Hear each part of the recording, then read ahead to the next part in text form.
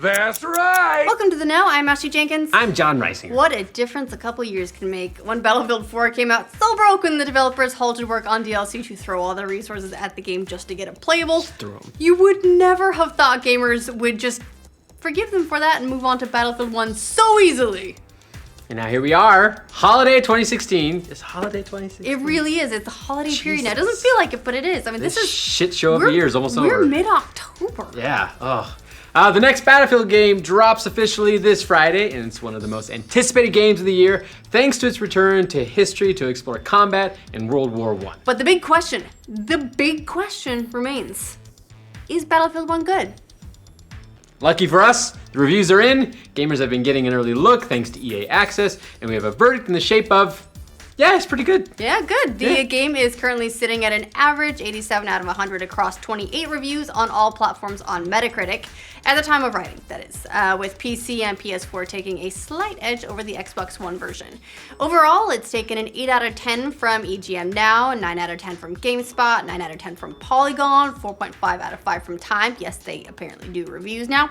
8 out of 10 from Forbes, and reviews are still pouring in from a bunch of other outlets, but they're all similarly high scores so far. Good job. It looks like the risk DICE took by sliding a century into the past has paid off, and their depiction of the war, as told through different perspectives, has paid off, even if it could have been fleshed out further. Yeah, EGM praised the move, saying employing such a drastic step backward in time forces Battlefield 1 to abandon the luxury of more modern source material and infuse the historical context into every inch of the game.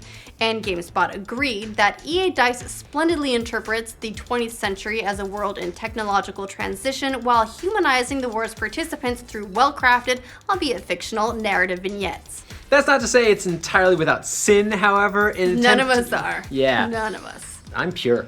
In an attempt to retain some of the familiarity and speed, the game has toyed with history to ensure gamers have access to all the SMGs and LMGs familiar to the later areas, despite their actual rarity in World War I.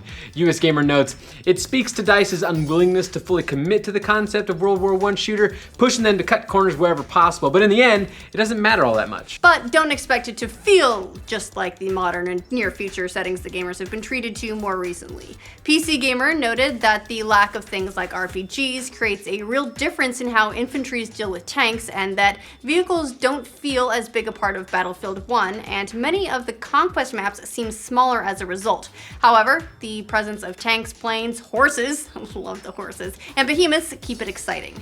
Beyond the liberties taken with history, there are plenty more familiar Battlefield elements to be found to keep the setting from feeling too strange. As for US Gamer, it retains the best parts of the series, the vehicles, the scope, the weightiness of the action, while shaking things up just enough to be interesting.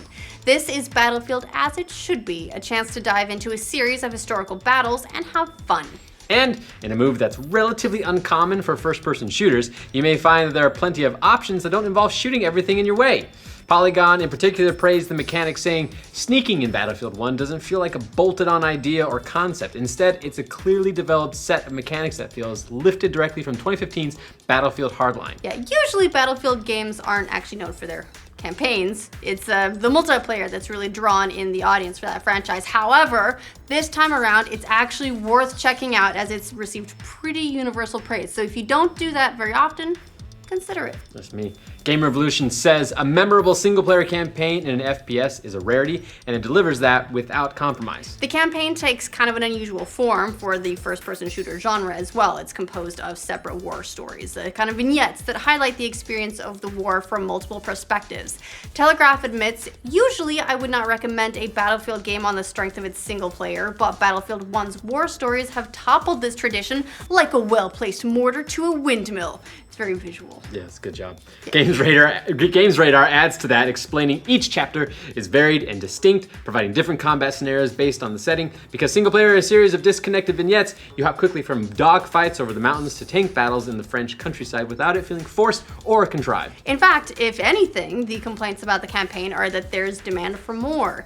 EGM's main criticism with the war stories is that the format misses the forest for the trees somewhat by not giving any story enough time for effectual investment due to their short lengths. Yeah, Games Radar does have more to add, though, noting that each chapter is about an hour long, and just when you get invested, they're over. Battlefield 1's war stories barely skim the surface of the history, but to be fair, this is in line with the game's focus on fun over fastidious accuracy. So, as far as criticisms go, it's pretty light. Yeah. And the most liberty with history takes place, understandably, not in the campaigns, but within the multiplayer component of the game, which is Battlefield's bread and butter. And it actually really shines here as well. From non-traditional modes like War Pigeons, with that shout to historical moments like Share Me, to more deathmatch-focused game types, there's plenty to keep it distinct from other entries in the Battlefield franchise. Operations in particular, the mode that strings together conquest maps over multiple rounds, is seeing high praise, with the Sixth Axis saying Operations mode is the standout addition to the multiplayer, bringing together the behemoths, the destruction, the hellish screams of people charging into the fight. You know, the really fun stuff. Yeah, that's what I look for.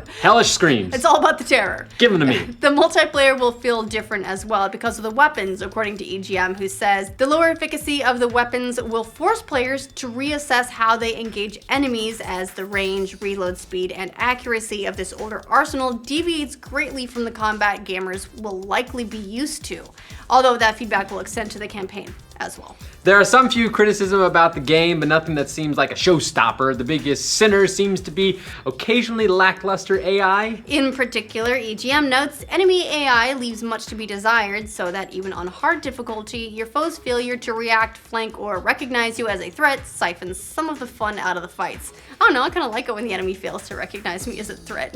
You can beat hard Just mode like, easier. hey. Overall, if you're looking for a first-person shooter with a historical backdrop, Battlefield 1 is your huckleberry. Yeah, it's your Huckleberry. I'll be a huckleberry. Like, I'm still really excited about the Red Dead Redemption. That's hence the Huckleberry. Not even in this story. No, but look, it was a thing today. We're still excited about it. Yeah.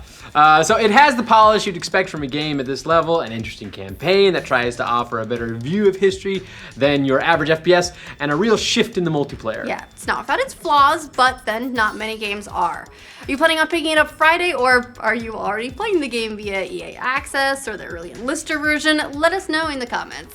For a full overview of the game's features, take a look at our Know Before You Go series. And for more game news all day, every day, like this video and subscribe to The Know.